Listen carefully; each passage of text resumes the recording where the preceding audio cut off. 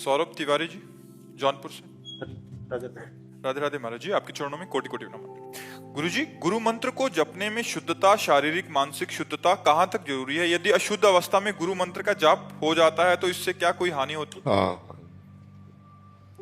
वस्त्र पवित्र होने चाहिए, शरीर पवित्र होना चाहिए। मुख में आचमन करने के बाद ही गुरु मंत्र जपा जाए। 3 बार आचमन करे पवित्र जल लेकर। केशवाय नमः, नारायणाय नमः, माधवाय नमः, हाथ धोले गोविंदाय नमः, फिर माला में हाथ डाल को पवित्र अवस्था में, या बिना माला के जैसे जब करना है तो हमारा वस्त्र पवित्र हो, हमारी पादुका बाथरूम वाली न हो जिसमें हम लघुशंका शौच न गए हो, फिर आप यात्रा करते समय भी जप सकते हैं। लेकिन नाम जो है उसमें अपवित्र पवित्रो वा सर्वावस्थांगतो पिवाह, उसमें अपवित्र हो या पवित्र हो उसमें कोई बात नहीं है।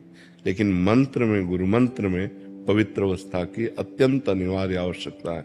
यदि अपवित्र दशा में जपोगे तो हो सकता है तुम्हारी बुद्धि को गिरा भी दे, विपरीत भी ले जाए, काम क्रोध की भी वृद्धि हो सकती है। इसलिए मंत्र को पवित्र अवस्था में ही जपा जाए, जो वैदिक मंत्र हैं, गुरु मंत्र हैं, और नाम को हर अवस्था में जपा जाए।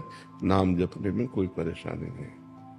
महाराज जी, जैसे गुरु मंत्र शुद्ध अवस्था में है, घर में कोई आता है उसके चरण छूना पड़ते हैं, तो अगर वो अशुद्ध अवस्था में छू लेंगे उसको, हमारा स्पर्श उसको, हाँ, तो फिर हम जाकर के पंचपात्र से गंगा जल या यमुना जल रखा जाता है। पवित्र पवित्रो वा सर्वावस्थांगतो प्रिया यह स्मृत पुंडरीकाक्षम स्वाभ्यांतरा शुचि, अपना छिड़क लिया फिर चल गए, फिर जा सकते हैं। ऐसे जैसे माँ है और उसका छोटा बच्चा है और वो बार बार शौच करता है, उसको शौच को फेंकना है और बार बार नहाएगी थोड़ी, बार बार कपड़ा थोड़ी धोएगी। हाथ धोया और जल छिड़क लिया, अपने भजन में लग गए।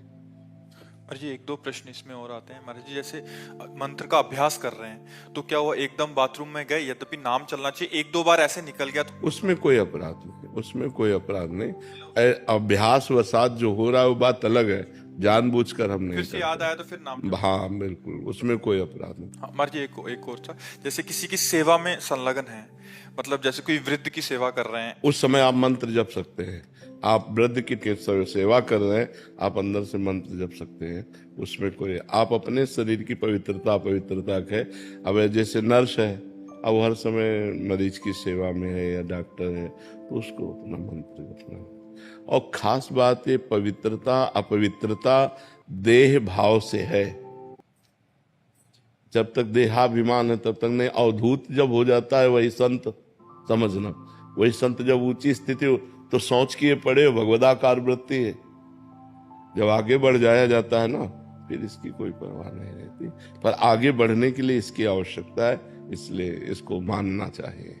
और जब हम आगे बढ़ जाएंगे फिर इसका कोई महत्व नहीं रहता। जब शरीर ही हम नहीं हैं तो फिर इसका क्या महत्व रह जाता है। पर अभी शरीर हम हैं, इस बंधन से छूटने के लिए हमें शरीर की पवित्रता आवश्यकता है।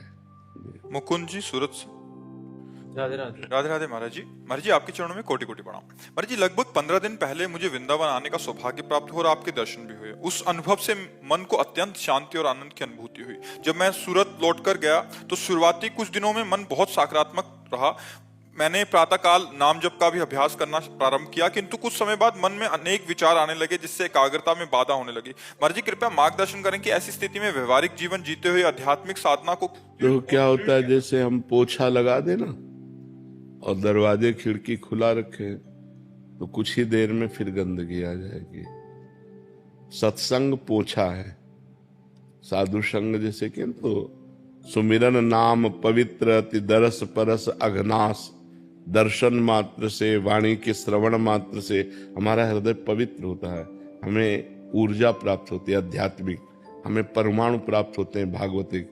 और जब हम माया क्षेत्र में जाते हैं तो हमारे परमाणु युद्ध करते हैं, वहाँ अधिक परमाणु माया के हैं और हम अपने परमाणुओं को सजो ना पाए तो परास्त हो जाते हैं। फिर हमारा मन वही विषय चिंतन, फिर वही गलत आदतें।